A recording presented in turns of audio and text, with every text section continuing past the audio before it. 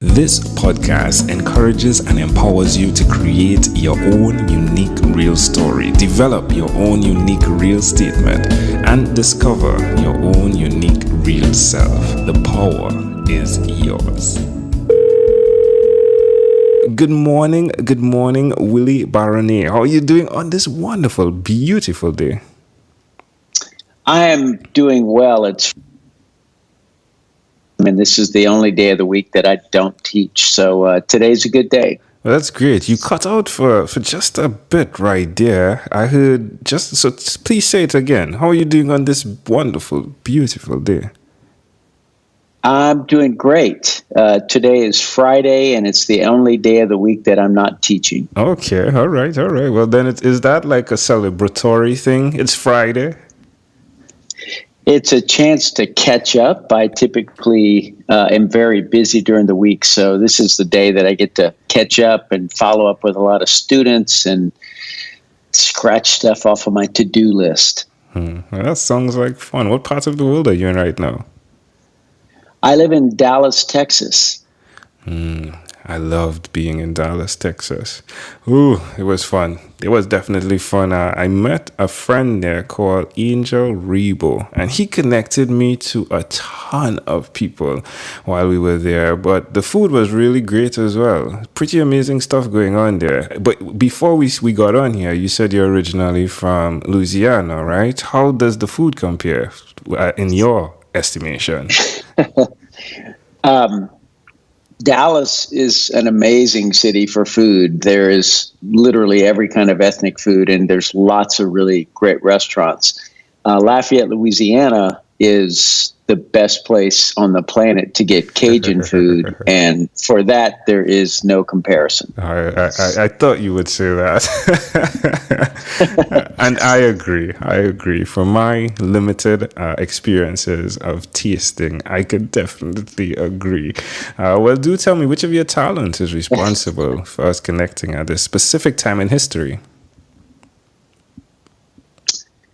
I suspect it is the project that I've been working on for the past 26 years called We Are All Homeless, which is a long-term art project that began with me buying and collecting signs from people experiencing homelessness on the side of the road. And it has turned into quite a big part of my life. We made a documentary film about this project, and I've continued to buy signs for the past 26 years. I now do exhibits using those signs, in places all around. And it's had a big impact on me. What has been the biggest unexpected response you've seen thus far in this particular? And I dislike when people ask me this question, so you can say pass, because people ask me what's the best conversation you've had thus far, right? Like, they're all good and one leads me to the other, right? But is there one experience that you did not expect in terms of the response of an individual when they interacted with your work? Yes, but it's not actually somebody that, came to an exhibit or saw the documentary. It's actually a person I bought a sign from in Philadelphia in 2014 during the making of our documentary. I bought this sign from a man named Eddie in Philadelphia. His sign read, "What if God occasionally visits Earth disguised as a homeless person to see how charitable we are?" Completely hypothetical, of course. And Eddie had an immediate impact on me. We interviewed him for the documentary. I loved his sign. I could tell he had a great sense of humor. And it was a couple of years later that he sent me a Facebook message and essentially just reminded me that this was his sign. In fact, I had a picture of his sign up as my Facebook cover photo. And he told me that he, at the time I bought his sign, was a heroin addict, and that he'd been sober now for a year and a half and had reconnected with his kids and had a brand new grandson. And that has begun a journey. So that was in 2016. And since then, I have invited Eddie to be on some panels during presentations about this project. And Eddie and I also shared the stage for a TEDx talk back in 2017. And he and I have become fast friends. And that's the single most unexpected interaction that I've had in relation to this project. It's amazing. It's amazing when well, first tell us the name of the TEDx talk for those listening to go YouTube to check out quickly. The title of this one is called It's Just Us. And it is, I have a couple of TEDx talks out there, but it's pretty easy to find if you were to plug in my name. Oh, wonderful. Yeah. So you did that, right? Why will you continue? Why will you continue? I mean, okay, so there's a lot here. Oh, I have 12 minutes. So the thing that you said, though, right, is that from the perspective of when you find your own unique real strengths, I've found that operating in it can become tiring sometimes, and sometimes there's the hopelessness, right? And then something like that happens, and it fuels you for years. Why will you continue? Why will you continue to do what you're doing, my friend? Wow. Well, the truth of that for me is every aspect of this project is exhausting and sometimes is emotionally quite draining. And at the same time, almost every aspect of it is also inspiring and invigorating for me. Partially because I'm reminded almost daily of how much I have to be grateful for. And secondly, I get to I've had just hundreds and hundreds of interactions with people, either at exhibits or at screenings of the documentary, or with the people on the street. And in almost every case, those are positive. People are grateful for the perspective shift. They are just happy to know that there are things going on out there that are not always focused on the negative. And so I feel like I'm getting like lots and lots of inspiration and enthusiasm on a regular basis. Yeah. And I can't stop. I think my friends wouldn't let me stop. Yeah, definitely. Love it. Eddie wouldn't let you stop, right? Eddie will not let you stop. Eddie won't let me stop. Correct. Now, where's the best place for someone to connect and see more of what you do? So we have a website, weareallhomeless.org, and it has quite a bit about the project there. I'm pretty sure we have links to our Instagram, Facebook, and there's also a link to another website for the documentary, which is called Signs of Humanity. And that's signsofhumanity.org. So I think between those two, those are really good places to get a lot of information about the project and to stay in touch. Wonderful. All right. Amazing audience. Again, you're hearing it live from Willie Baronet. Willie, let's switch gears for a moment. Let me invite you now into my time machine that is surrounded with beautiful, warm, blue Caribbean water. Willie, what is your earliest childhood memory? So my very earliest is really when I was, I believe, 1 year old or so. I was told by my parents that one of my early sicknesses, I had several bouts with croup as a young boy. And I have this very vivid memory of being wheeled on a gurney into a hospital room. I was on my way into an oxygen tent, and what seemed like at the time this really large black man looking down on me very kindly as he was wheeling me into this room. That's probably the earliest memory I have. It's fleeting, but it's really vivid. How do you see that memory connecting to who you are today?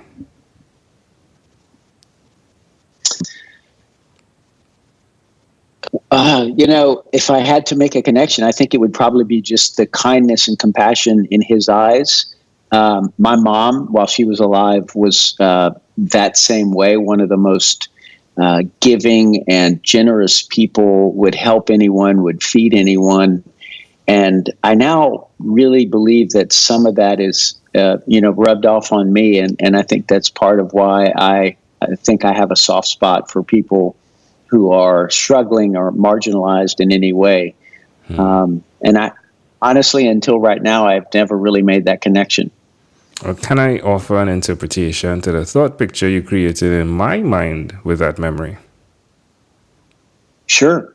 I love the idea of you having to give control lose control of where your destiny takes you. Understanding that your hope is that it brings you to that room of oxygenation, that room of oxygen that will then hopefully again bring growth, bring more to your life so that it'll actually extend your life. And again, metaphorically looking at the picture, he's taking you to the oxygen room or that tent, right? And to see even now with your journey, having those others that are homeless carry you through on a journey that you don't have all the control in. It's pretty intriguing how it is into and bringing value to who you are as you help others see it as well. I have to say I like your interpretation much better than mine. And the thing that really hit me as you were sharing that was that I really do sometimes struggle with giving up control. I think I'm getting better, but that's something that I think I've struggled with at times. And there is some peace in when I allow myself to do that. So thanks for that. That's I think you were right on the money. Love it. If we fast forward to when you were 12 years old, what was your favorite song? So I'm not sure about exactly 12, but there were a couple of songs by Stevie Wonder that I think probably were my favorite songs right about that time.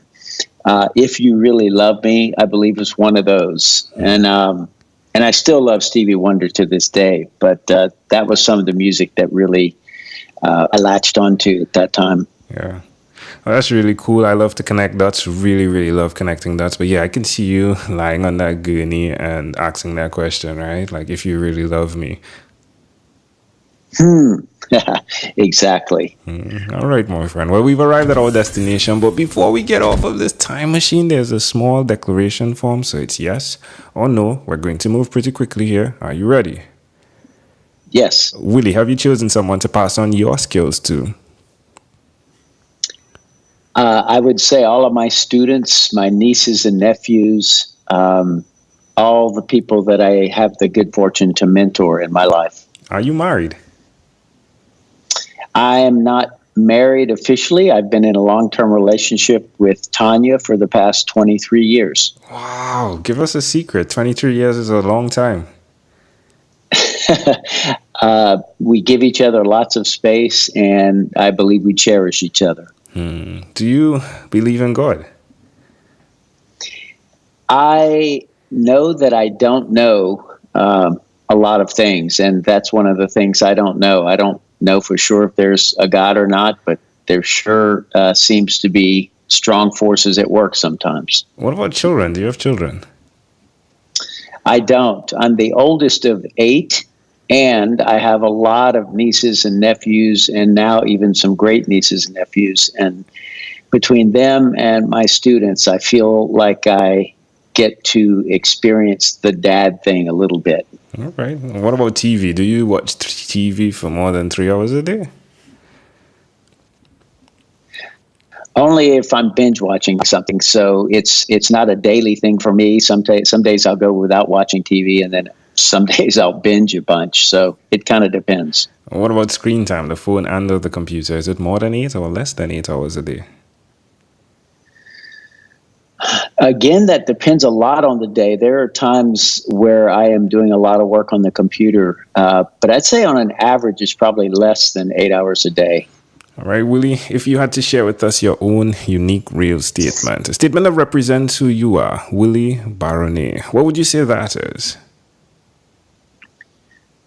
I think I would share what I call my mission statement, and that is I create a world of joy.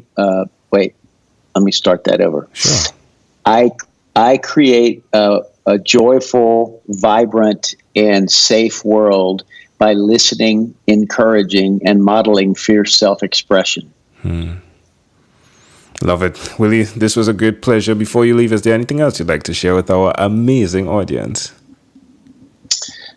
Be nice to one another, love each other, and love yourself. Definitely love yourself. Willie Baronet, thank you for being on what is inspired by 12-Minute Convos with Angel Jones. Thank you, Angel. It's been a treasure. Definitely one that I pleasure. This segment has been brought to you by Amazel Enterprise.